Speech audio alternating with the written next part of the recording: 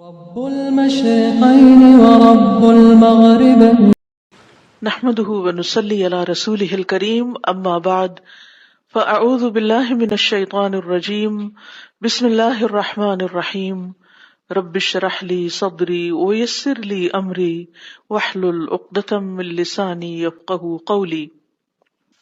توبہ کے انعامات۔ لوگ جب سے پیدا کیے گئے مسلسل سفر کر رہے ہیں۔ یہ دنیا نہ تو وطن ہے اور نہ ہی پرماننٹ ریزیڈنس کی جگہ، بلکہ یہ تو عبور کرنے کی جگہ ہے، کراسنگ پوائنٹ ہے، جنکشن ہے اور ایک پیسج ہے۔ مثلاً آپ کسی بلڈنگ میں داخل ہوتے ہیں تو جہاں آپ کو جانا ہوتا ہے وہاں جانے تک کے لیے راستے میں کیا ہوتا ہے؟ ایک گزرگاہ ہوتی ہے، ایک پیسج ہوتا ہے، اور وہاں سے آپ کیا کرتے ہیں؟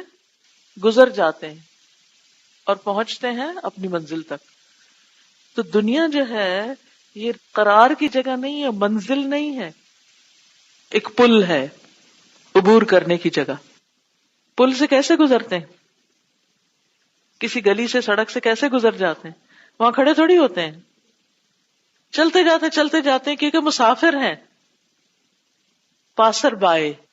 اور نہیں ختم ہوگا سفر مگر اللہ کے سامنے آ کر، اللہ کی طرف آ کر ہی سفر ختم ہوگا۔ یعنی جب ہم اللہ کے پاس پہنچ جائیں گے، اللہ کے سامنے جا کھڑے ہوں گے، وہ ہے منزل۔ جس نے بھیجا ہے نا، جس نے پیدا کیا ہے، ایک دن واپس اس کے سامنے جا کے کھڑے ہونا ہے، اس تک واپس پہنچنا ہے۔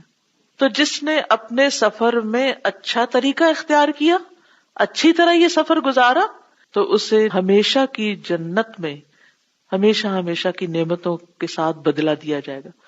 اور جس نے اپنے سفر میں برا کیا، یعنی اس سفر کو ٹھیک سے نہیں گزارا، ایکسیڈنٹس کیے، اسے جزا دی جائے گی عذاب علیم کے ساتھ، دردناک پین فل پنشمنٹ کے ساتھ، فی جہنم میں۔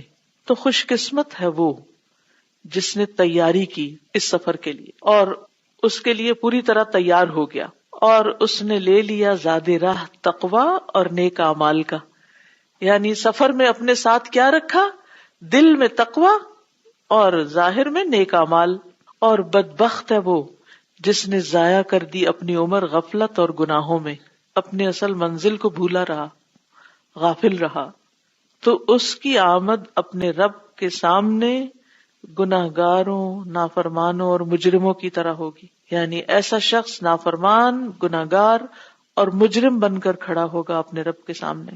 قرآن مجید میں آتا ہے نا، اِنَّهُ مَن يَأْتِ رَبَّهُ مُجْرِمًا۔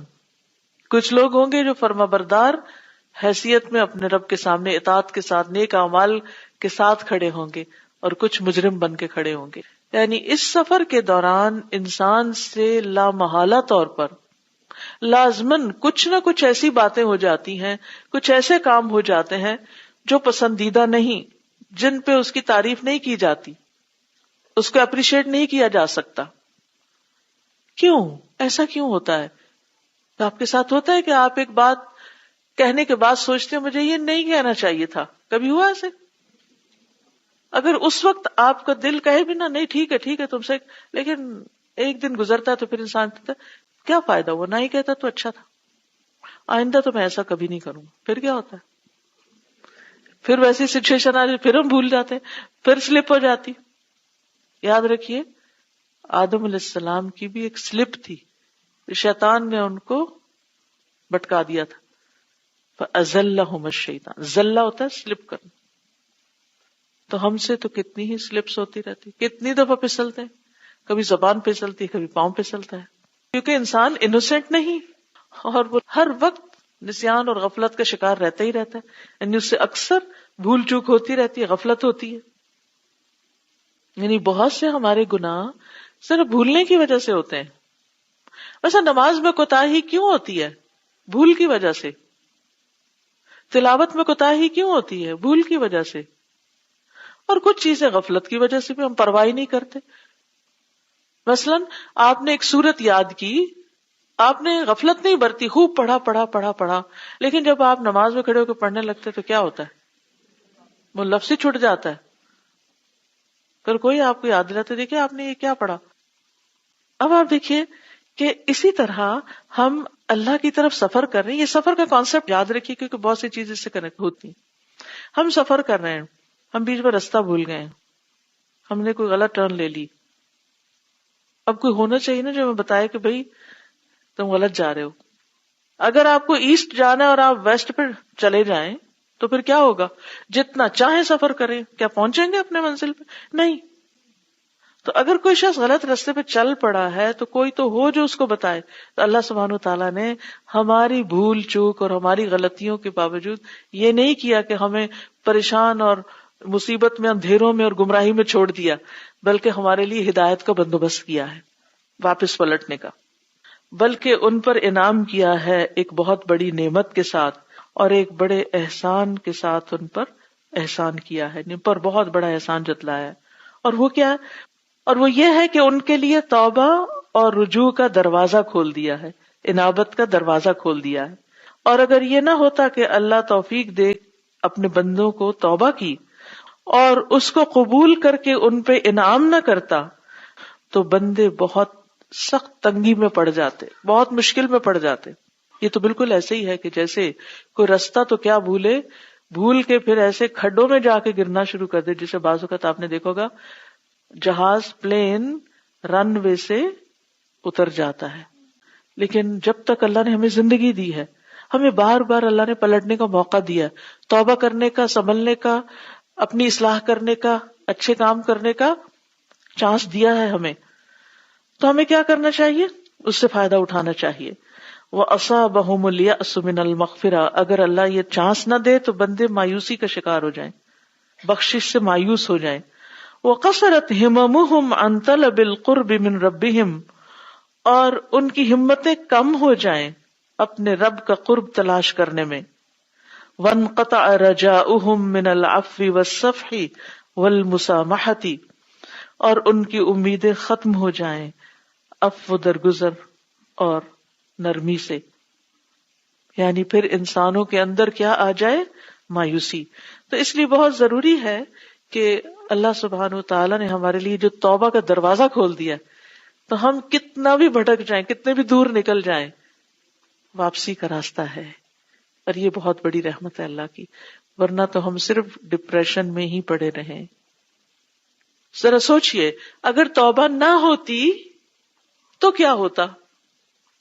اگر صرف یہ ہوتا کہ اگر کسی نے غلطی کی تو وہ پکڑا جائے گا اور اس کی چھوٹ نہیں, سزا مل کر ہی رہے گی, بس سزا ہی سزا ہے اور کوئی راستہ نہیں, سوچئے ہمارا کیا بنتا؟ ہم میں سے کون پھر کامیاب ہوتا؟ کوئی بھی نہیں. تو اس لیے ہمیں اس نعمت پر بھی اللہ کا شکر ادا کرنا چاہیے کہ اللہ نے ہمارے گناہوں اور غلطیوں اور کوتاہیوں سے نکلنے کے لیے توبہ کا دروازہ کھول دیا. اور یہ کب تک کھلا ہے؟ معلوم یغرغر, جب تک انسان پر موت کی بے ہوشی طاری نہیں ہو جاتی, اور جب تک کہ سورج مغرب سے طلوع نہیں ہو جاتا. توبہ کا دروازہ کھلا ہے, کھلا ہے, کھلا ہے. دن کو پلٹیں, رات کو, جب چاہیں اس سے داخل ہوں, ہر وقت کھلا ہے. کتنی بڑی نعمت ہے, کتنی بڑی اللہ کی رحمت اور برکت ہے کہ اس نے ہمیں چانس دیا ہوا ہے. زندگی کے ہر لمحے میں چانس ہے پلٹنے کا. یہ ہم پر ہے کہ ہم پلٹتے ہیں یا نہیں. اللہ بہت بخشنے والا, بہت توبہ قبول کرنے والا, بہت مہربان ہے. اللہ سبحانہ وتعالیٰ نے اپنے آپ کو قرآن میں تقریباً 100 بار غفور الرحیم بتایا ہے. اللہ تعالیٰ کی یہ صفات جو ہیں 100 بار آئی ہیں. اب کسی کو اگر 100 بار یہ بتایا جا رہا ہے کہ اللہ معاف کر دے گا, بخش دے گا, بخش دے گا, تو اس کے اندر پھر کوئی چیز رہنی نہیں چاہیے. یہ نہیں سوچ آنی چاہیے کہ نہیں میری معافی نہیں ہو سکتی. توبہ سے مایوس نہ ہو, معافی سے مایوس نہ ہو, اللہ ضرور معاف کرے گا. اب دیکھیں کہ اللہ تعالیٰ کے بہت سی صفات اور نام ہیں نا, قرآن مجید میں آتے ہیں, لیکن اس نام کی اتنی زیادہ ریپیٹیشن کیا بتاتی ہے. اور آغاز بھی قرآن کا الرحمن الرحیم سے ہو رہا ہے, اور پھر 100 دفعہ, جیسے ہم تو محاورے میں کہتے ہیں 100 دفعہ کہا ہے تمہیں, تم پھر بھی نہیں سمجھتے. 100 دفعہ تمہیں بتایا کہ وہ غفور الرحیم ہے, معافی مانگ لو, پلٹ آؤ، خوش ہو جاؤ، کچھ کرو. اسے اس چیز سے محبت نہیں کہ وہ تمہیں سزا دینا چاہتا ہے، وہ تمہیں سزا نہیں دینا چاہتا، وہ چاہتا ہے یرید اللہ ان یتوب علیکم، وہ تم پر مہربان ہونا چاہتا ہے، وہ تم سے محبت کرتا ہے.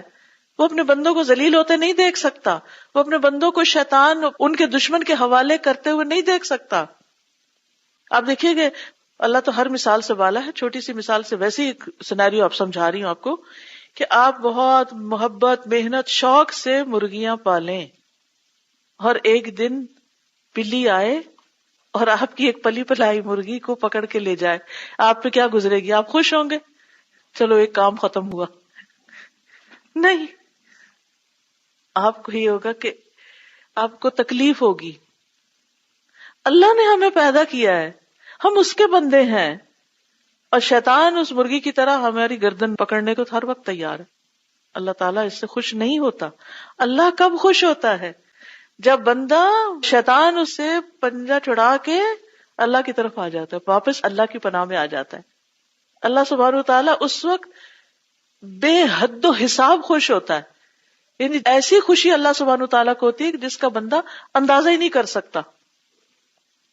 جب بندہ گناہ چھوڑ کے اللہ کی طرف لوٹ کے آتا ہے یا غلطی کرنے کے بعد ریئلائز کرتا ہے کہ I was wrong، میں نے غلطی کی، اللہ تو مجھے معاف کر دے، سچے دل سے جب وہ اللہ کی طرف پلٹ. اللہ کبھی نہیں چاہتا کہ وہ ہمیں ہمارے دشمن شیطان کے حوالے کر دے اور ہم تباہ ہو جائیں. یرید اللہ ان یتوب علیکم، وہ تمہیں معاف کرنا چاہتا ہے تو تم پلٹ آؤ اس کی طرف. وَامْتَنَّ عَلَىٰ عِبَادِهِ بِالتَّوْبَةِ فِي كَثِيرٍ مِّنَ الْآيَاتِ الْكَرِيمَاتِ، اور اللہ سبحانہ وتعالی نے احسان کیا ہے، یہ احسان جتلایا ہے اپنے بندوں پر توبہ کا بہت سی معزز آیات کریمات میں. قال تعالی، اللہ تعالی کا فرمان ہے، وَاللَّهُ يُرِيدُ أَن يَتُوبَ عَلَيْكُمْ وَيُرِيدُ الَّذِينَ يَتَّبِعُونَ الشَّهَوَاتِ أَن تَمِيلُوا مَيْلًا عَظِيمًا. اللہ تو چاہتا ہے کہ تم پر مہربانی کرے. وَيُرِيدُ الَّذِينَ، اور چاہتے ہیں وہ لوگ، يَتَّبِعُونَ الشَّهَوَاتِ، جو اپنی خواہشات کی پیروی کرتے ہیں، أَن تَمِيلُوا مَيْلًا عَظِيمًا، کہ تم سیدھے راستے سے ہٹ جاؤ. میل ہوتا بینڈ ہونا، ٹلٹ ہونا. میلن عظیما، بہت زیادہ ہٹ جانا. یعنی جو لوگ خود بھٹکے ہوئے ہیں، خود تمہیں بھی اپنا ساتھی بنانا چاہتے ہیں. وہ کیا چاہتے ہیں؟ تم بھی ان کے ساتھ مل جاؤ. لیکن اللہ چاہتا ہے کہ نہیں، تم میری طرف واپس آ جاؤ، چاہے سب کو چھوڑ کر آنا پڑے. تو بعض اوقات ہوتا ہے ہمیں سارے دوست چھوڑنے پڑتے ہیں، ہمیں اپنی فیملی سے دور ہونا پڑتا ہے، ہمیں اپنے محبوب ترین کام چھوڑنے پڑتے ہیں کیونکہ وہ اللہ کو پسند نہیں. اور اللہ کو کیوں نہیں پسند؟ کیونکہ وہ چیز ہمارے لیے ہارمفل ہے. اللہ تعالیٰ نے ہم پہ جو پابندیاں لگائی ہیں نا، یہ نہ کرو، زنا کے قریب نہ جاؤ، فحاشی کے قریب نہ جاؤ، نشے کی حالت میں نماز کے قریب نہ جاؤ، جو شروع کی آیت تھی. تو وہ کیوں چاہتا ہے کہ ہم قریب بھی نہ جائیں اس کے؟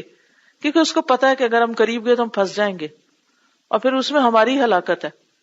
کہیں جان کی ہلاکت ہے، کہیں مال کی، کہیں عقل کی، کہیں نسب کی، کہیں کسی اور چیز کی. تو وہ ہمیں دنیا میں بھی مصیبتوں سے نکالنا چاہتا ہے. اور پھر سب سے بڑی بات یہ کہ ہر گناہ کا اپنا ایک سائیڈ افیکٹ ہوتا ہے.